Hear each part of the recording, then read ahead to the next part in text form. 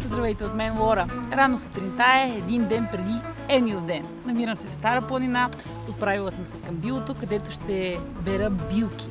Като мащерка, бял равнец и какво ли още не. С приятели съм, те ще ми покажат най-доброто място за бране на билки, защото зимата обичам билковия планински чай.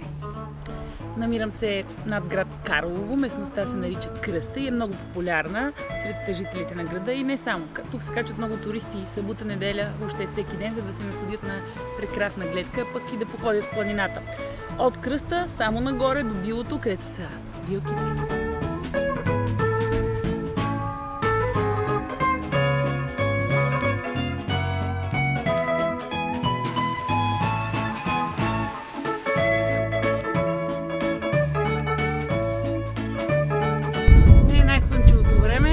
Вятър, но за сметка на това не вали.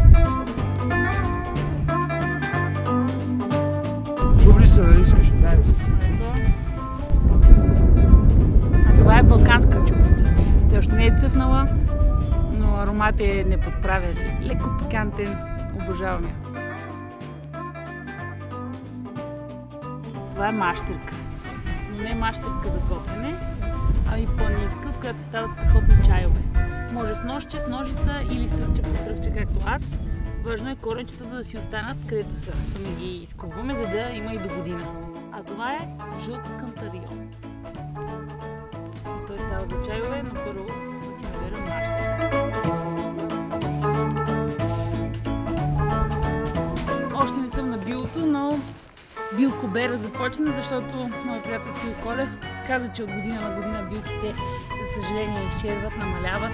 Така че където видим мащерка или кантарион, късаме ги и като стигнем горе, ще наберем още, разбира се. Заваля дъжд, май малко ще ме понамокри. За мен нищо ми няма, но за билките хич не е добре.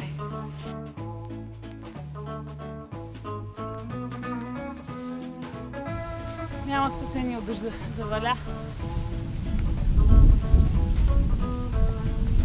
Това е енювче. Много хубаво мирише. Има. Значи става абсолютно жълто. Сега вижте зеленей. Да, след 10 дена ще е в най-хубавата си форма. И сега е много красиво, така е приятно. Малко жълт кантарион. Неговото стъбло е по-дебело. Трябва да се скуби внимателно, може ножче. Най-добре ножче или ножичка. Аз не съм толкова добре подготвена, но хубав чай ще стане, ако в него има и жълт кантарион. Мокричък е, така че изсушаването ще е много важно, за да не изгние, да не потъмнеят листенците.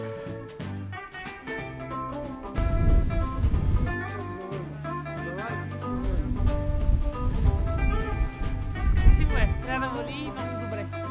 Но духа повече, духа! Това са свободни крави. Излезли и те за билки и тревичка. Почти стигнахме мястото, където се надявам да има много билки. Надявам се, сега ще видим, да не са ги опасли кравите. Чубрица мирише навсякъде. Яко.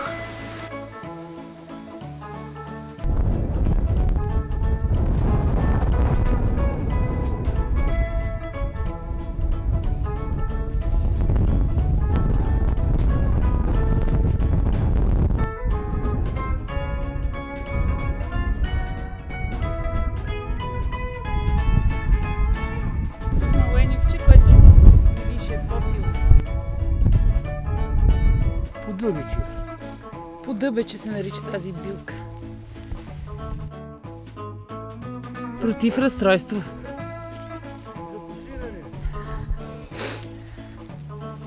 Против разстройство. Но и тя изчезна. А това е бял равнец. Да. Той е горчи, нали? Много горчив и затова по-малко се слага.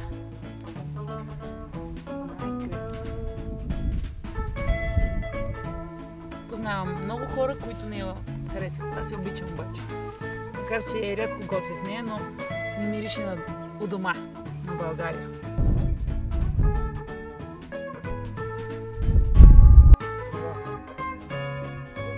Билки няма. Няма билки. Малко енювче, мащерка, жълт кантарион, бял равнец и това е. Няма риган.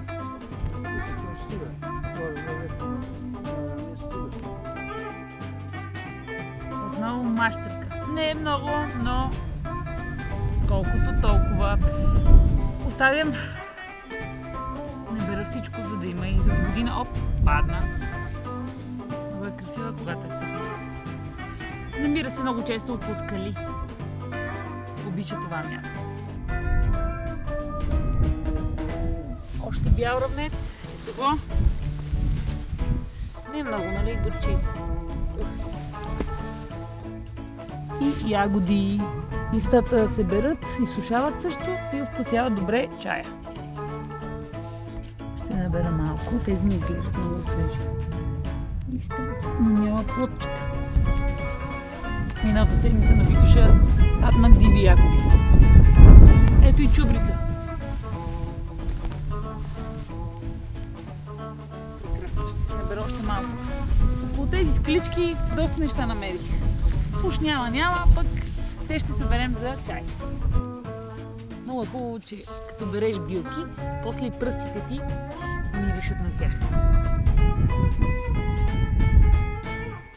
Не набрахме много билки, но все пак глада си е глад и трябва да се подкрепим.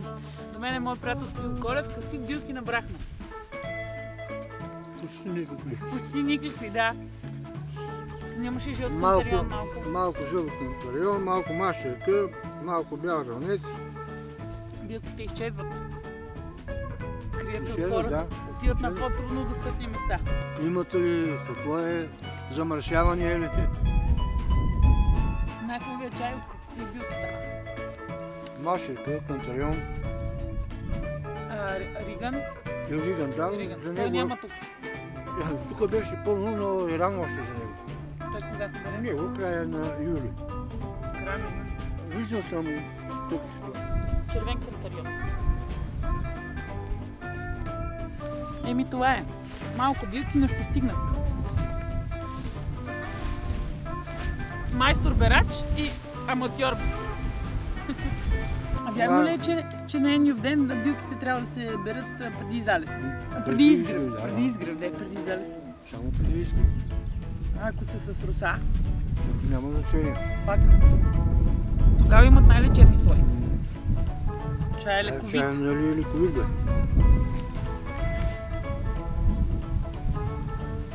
Набрах малко билки, цели 2 шепи, така че билкобера за днес приключи и сега ще сляза към града от друг път. Сега ситуацията е надолу, слизане, стига се до дере, така за свил. След това леко скачване и сме на ръба, който ми вежда до Карлово.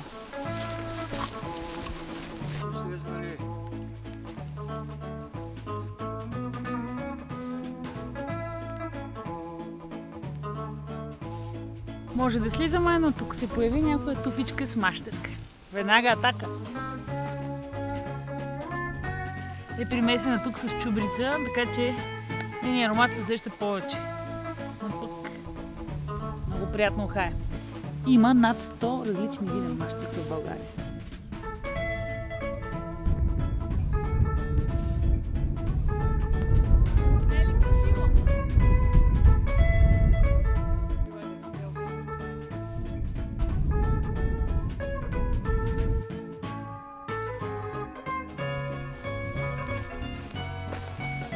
Почти стигнахме до ръба, който разбира се не е зелен, макар че така ми се стори. Това е каманак. Но ето, ситничка мащерка.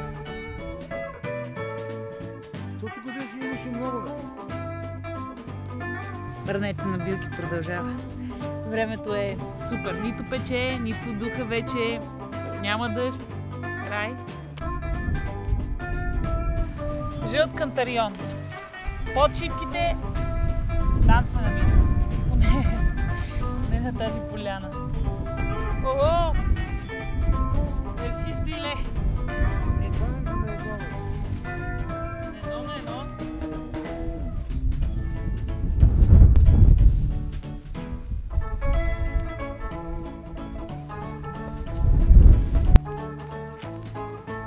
Колко време ще се суши? Да пуска. Зависи. Ама, например, от преси... На сянка се суши. На сянка от преси? Задължително. Сакарица. По Сакарица слизаме към Карлово. Карлово се вижда супер от тук, облаците над нас, само надолу.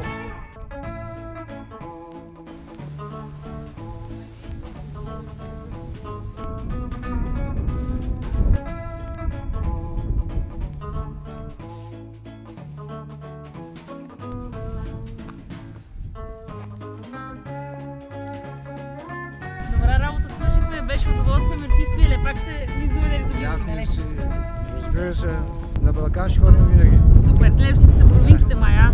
Хайде Боровинки, надолу да. сега към студената вода. Да. Чао! Какво набрахте, бе? Нищо не казвате. Какво то се видя? Турби пълни с кантарион, с енивче, утре е празника на билките. Има още много мащерка, жълт кантарион.